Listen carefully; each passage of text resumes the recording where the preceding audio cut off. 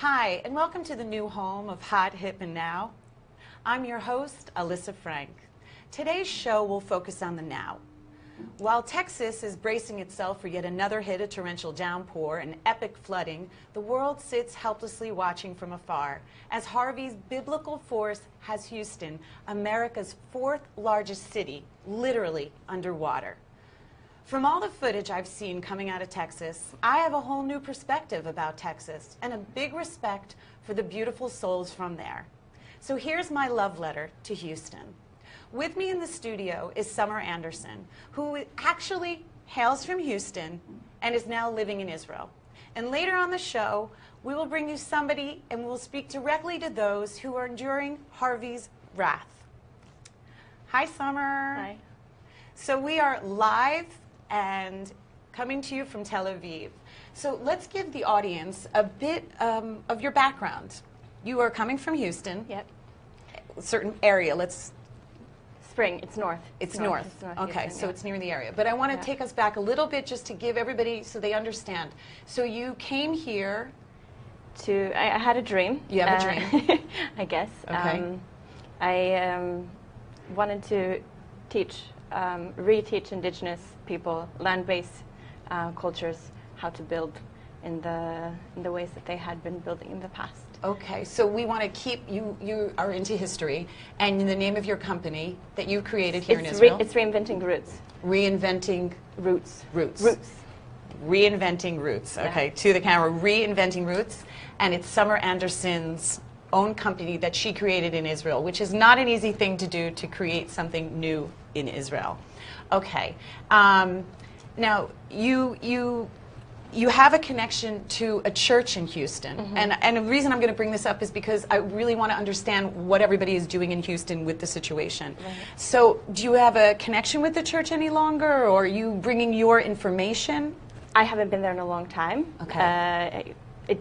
I've been here for 6 years now. Okay. So, but it's called Elyssa, and they're in the middle of Elyssa. Houston right now. And are they open to the public? Do you know? I don't know if they're actually open. Okay. But I know that they're doing volunteer. I mean, I think they're taking supplies. I don't know if they have people like staying there right now. But I'm going to get 1 second. I'm going to get back to you one more time in just talking about reinventing roots. I'm going to talk about it one more time because it's a big deal to create something in Israel. So you are bringing back the indigenous people, and you are teaching it to whom?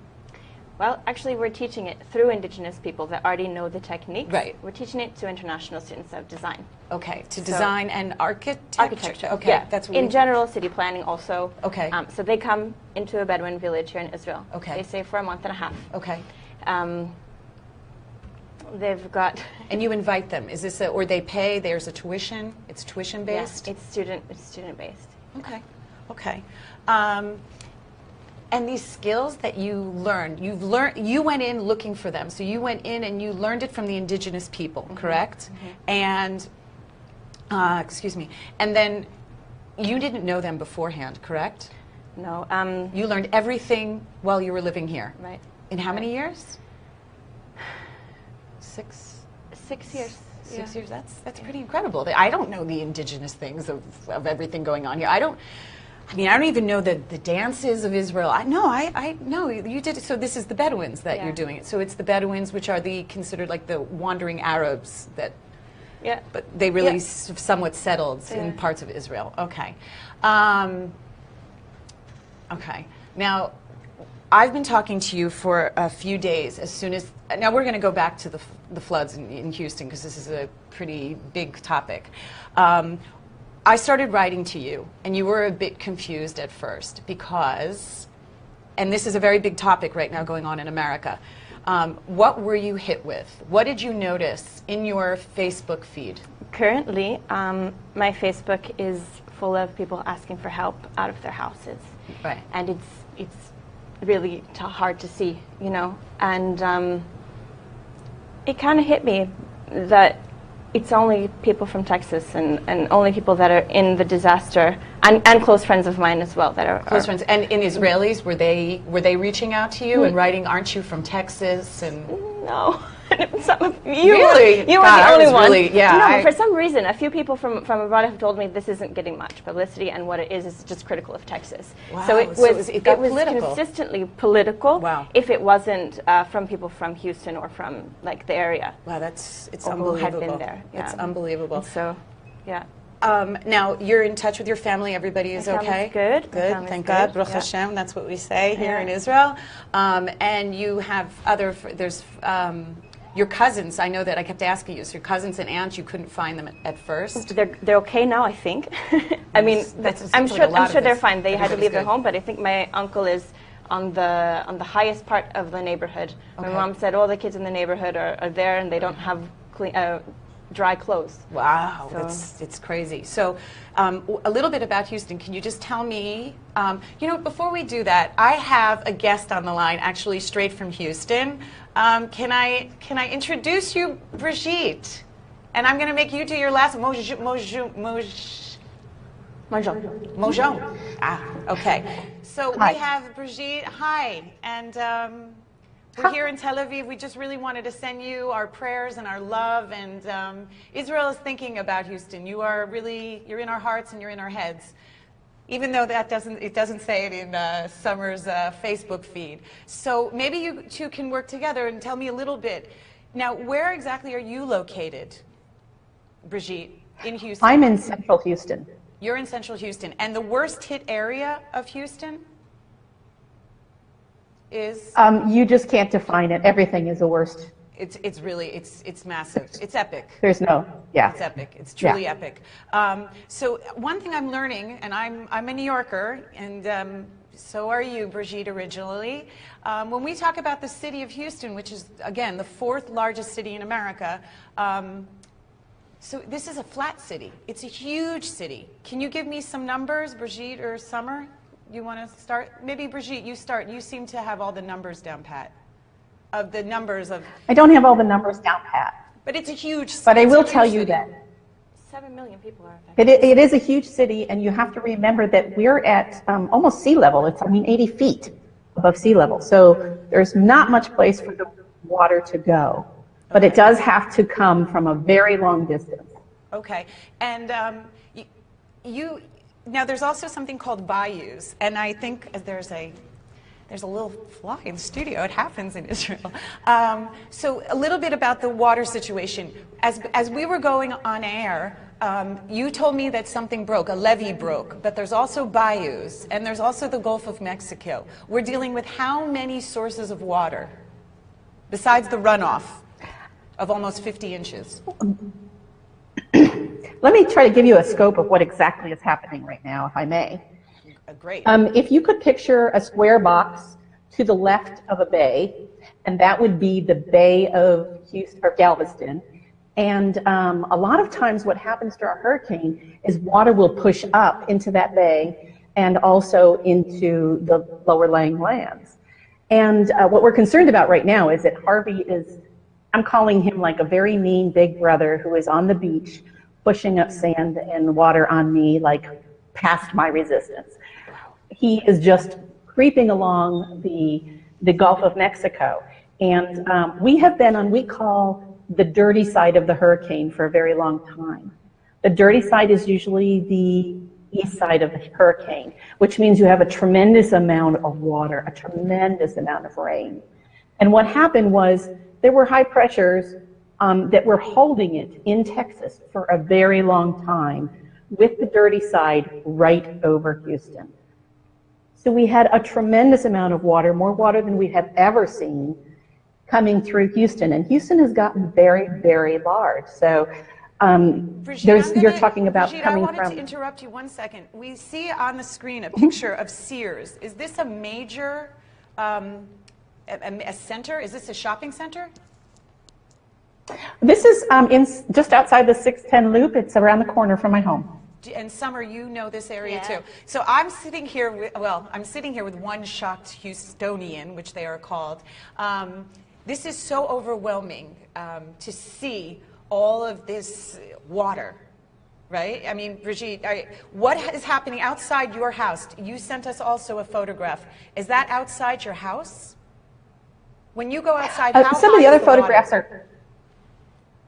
So, No, that's not outside my house. It might be outside my daughter's house or in spring. okay, so I actually was you speaking got to to understand somebody that. one second. I was speaking to somebody last night that's actually from Northwest Houston, and I was a little nervous because she said that the water, when she went to the street, was up to her knee. And those other photos, if we can show those other photos, there were 3 other photos. This was outside this woman's home. She was also supposed to be a guest today, but I can't, that was her, this is what it looked like from her, this is her home, and the water was slowly going up, and I have to tell you, I didn't sleep after I hung up with her, and she's not even on this show because the connection is not working any longer. So it's really working at all the pieces here. This is how serious this situation is. Now, Brigitte, I wanted to ask you, there was another video that went up, and we're going to watch this video, and then we're going to talk about it for a second.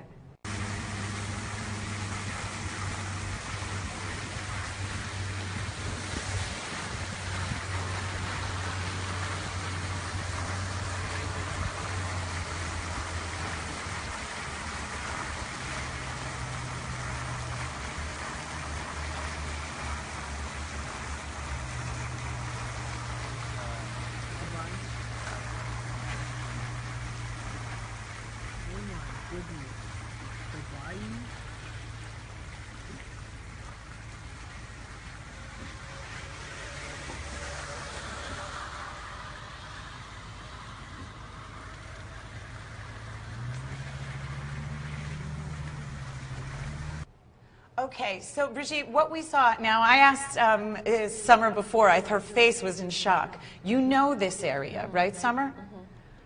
Mm-hmm. Give me a feedback. Like, what is it like to be so far away from home? Were they on top of a highway?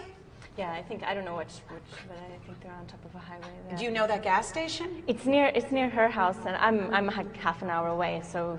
Okay, and so also we should mention, Brigitte, your connection, how do you know Brigitte? Your family friends? Brigitte?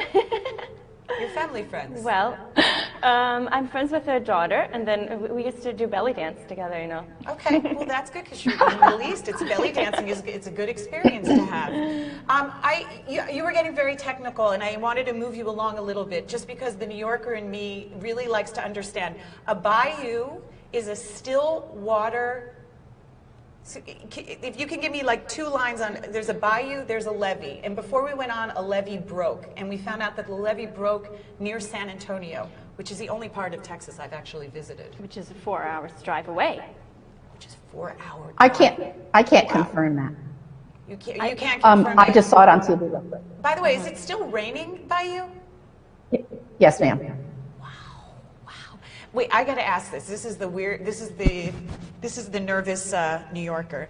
Gators, snakes, water moccasins, anything your friends have seen or you have seen? We talked about Absolutely. this summer, right? Absolutely, they're everywhere. And some of the people are nervous about evacuating because they are being released. And the other thing is fire ants. I mean, they will get into a group, and then if you're walking through, they'll get on you to get out. So there's a lot to worry about if you are actually trying to get out. Yes, I saw that. We actually also, Summer and I talked about, I just can't believe people are walking around. I saw a girl, this incredible National Geographic piece, and I'm just shocked people are walking around, number one, for stuff in the water, but electrocution. Right. I mean, you don't know what is up and what's down.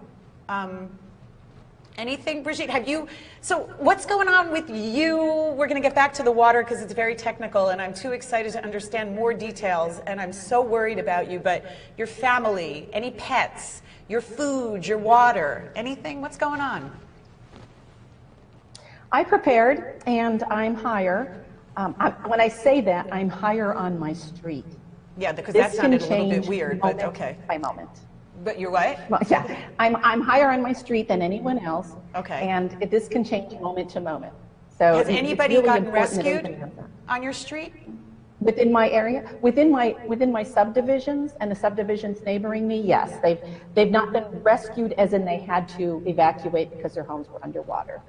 And so we are all just pooling together as a community to do everything that we possibly can. And I have to tell you, it's absolutely astonishing to see and heartwarming to see There is no difference in faith, religion, politics. Everybody's just helping everybody else out.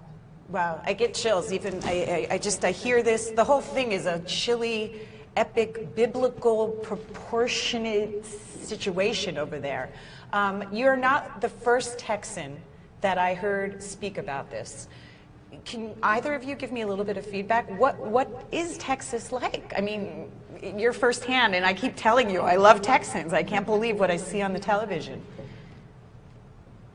Texans are some of the most kind-hearted, open-hearted people that I've met. And I mean, obviously I'm Texan, so I'm biased. And the racism, I mean, it seems to be this flash word nowadays. Is it, I mean, you're down south. I would think that it's the worst of the worst, but not from what I keep hearing from Texans. Yeah, I mean, especially Houston is actually the most multicultural city in the States right now. The most? Multicultural. Wow. It topped New York in 2010. Wow. Yeah. Wow. Okay. And so you have all faiths there. Yeah. Mm-hmm. Wow. Okay. Brigitte, are you also part of a church there? Brigitte, did I say it right? Yeah. I am not right now part of a church. I'm a member of a church, but I am not. Okay. And it's been very interesting. A Jewish friend of mine just called, and she says all of the synagogues in Houston are flooded. There's not a dry synagogue.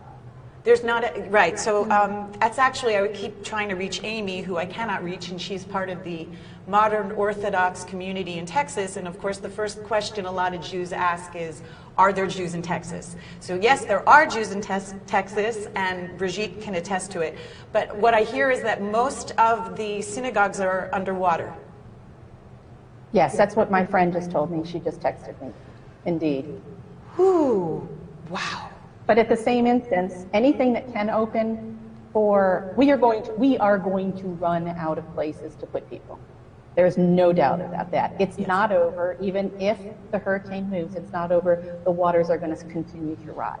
So my daughter today is going to the mosque behind her house to help out and volunteer because all the mosques are taken. So there's mosques opening, yes.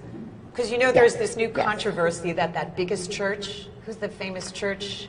So he closed it and he won't open it because he said, well, the government already has something open, but I hear they're double capacity. Nobody knows if that's true yet. Oh, We just don't know. Like, okay. It's a controversy now, so Wow. we really don't know unless we're there. That is the next controversy. I got you. Brigitte, one more thing. Can we go back a little bit? Is there anything you wanted to tell us any more about those photos or about your experience or that you have enough water and I think food? I think the photos that you're seeing, I'm sorry, I'm looking out the window. It's starting to get a little blustery out there. I think the photos So it's that still you are windy seeing, and rainy outside. Yes, ma'am. Okay. These are very tame photographs. These are tame. Oh, yeah. These are very tame. Yeah. Okay. We're talking about 25-foot water levels in many, many areas. Freeways underwater. 25 and that's what? The problem. Well, I'm sorry, I missed 25 this. feet. 25 feet of water in some areas. 25 feet. The freeways are underwater. You can't get off the freeways if you get on one. So you are kind of stranded. And the more that this water rises, the more problems this will cause. Okay. Wow. And you know, it's not, I'm going to interject here because this is not just people's homes. That's hard enough, but this is people's livelihood. You know, when people ask me why I didn't bug out, my studio's right behind my house, and that's my livelihood. I needed to protect it as much as I could. And so there are people who have lost everything, not just their homes, but their businesses as well. And that, I don't even know how to comprehend that. My mind cannot comprehend that. Brigitte, I mean, I've really been on this. I've been crying, literally watching it. I mean, the nursing home picture could throw you. I don't know if you saw the two babies being taken out of that car. I couldn't breathe and I was hysterical. I saw the guy whose white truck went under and then he went back in and everyone's like, why did you go back in? You would think maybe money, maybe something of valuable. His glasses. And I thought, that really broke me, because here you are, you're wet, and all you have left is this clarity through your eyes, and now you don't even have that. And you think about these people, I mean, they're really traumatized. It's a horrible situation. I don't know if you have a little word of of some blessing or something, if you want to give it to Houston, here's your moment. Do you have something to say? It's your family, and do it to the camera and tell them. I just really appreciate the way that they've got good humor. They're amazing, right? Taking care of each other. They're keeping faith, you know, and they're not critical of each other or other people. And I think it shows a lot of good character there. Yeah, a lot of compassion. So we bless them that this passes really quickly. Yeah. I'm going to say to you that, and Brigitte, if there is one thing that this New Yorker has taken out of a positive lesson from this horrific situation, is that out of this tragedy, is that I've truly learned about the utter kindness and resilience of Texans. And Brigitte, you're there still? I told you Yes, I'll still ma'am. be in touch with you even after this is over. I just want to thank both you ladies for your time and your stories. And the people of Israel are sending you, the people of Texas, our sincere and heartfelt prayers. And to the audience, I want to thank all of you. And I hope to see you next time on Hot, Hip, and Now. Thank you for joining us.